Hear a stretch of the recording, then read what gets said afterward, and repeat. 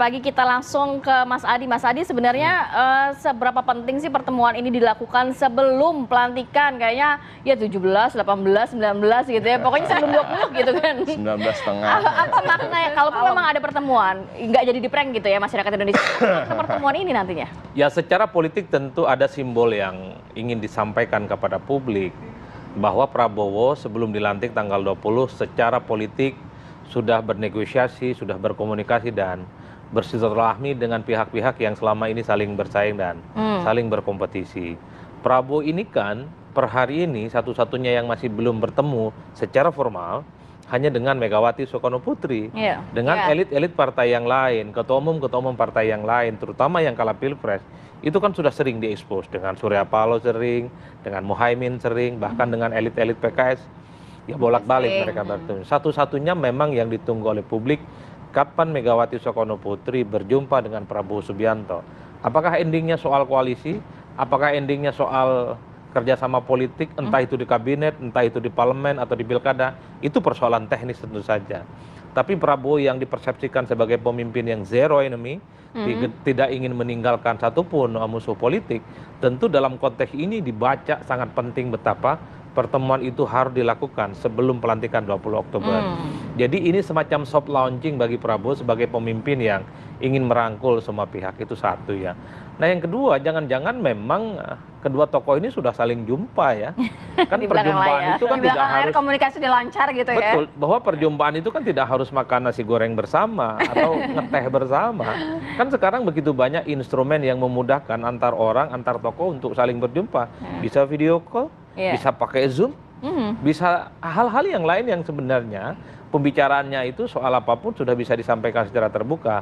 Dan saya termasuk yang cukup hakul yakin bahwa elit-elit PDIP dengan elit-elit Gerindra itu satu sama yang lain sudah saling berkomunikasi sejak lama. Undang-undang MD3 ketika tidak direvisi itu menegaskan hubungan PDIP, hubungan Gerindra, Prabowo dan Megawati itu baik-baik saja. Kalau tidak baik-baik saja, mestinya undang-undang MD3 itu diubah. Dan posisi ketua DPR belum tentu itu DPI punya dimiliki oleh PDIP kembali seperti 2014 yang lalu. Termasuk misalnya betul tidak ada kader PDIP yang datang ke rumah Pak Prabowo sehari dua hari yang lalu. Tapi kan orang melihat ada sosok ya non partai yang teridentifikasi menjadi bagian dari PDIP sejak lama. Bahkan disebut-sebut Bu Sri Mulyani dari dulu dianggap sebagai PDIP kan, dalam tanda kutip ya. Walaupun nggak punya KTA gitu ya, tapi betul. Tapi dianggap memiliki kedekatan secara politik, meski kita tahu bahwa Sri Mulyani juga siapapun presidennya selalu adalah Menteri Keuangan. Yang ingin saya tegaskan adalah hal-hal yang semacam ini sebenarnya bahwa kenapa keinginan publik kepo gitu, ingin tahu soal bagaimana pertemuan Prabowo Subianto dan Megawati itu dilakukan sebelum tanggal 20.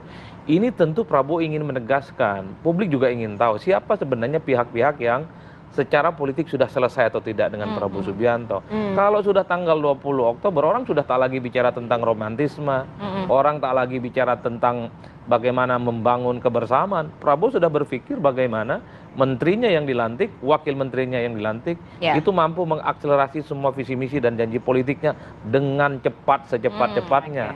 Tak lagi bicara tentang rekonsiliasi, tak lagi bicara tentang ketemu. Fokusnya udah beda ya. Jadi harus selesai sebelum itu ya. Fokusnya sudah beda. Jadi ibarat pertandingan bola, ini lapangan sudah oke dan sudah kondusif, sehingga tak ada lagi persoalan-persoalan residu pilpres, itu yang kemudian layak untuk dikhawatirkan. Saya kira di situ memang konteksnya.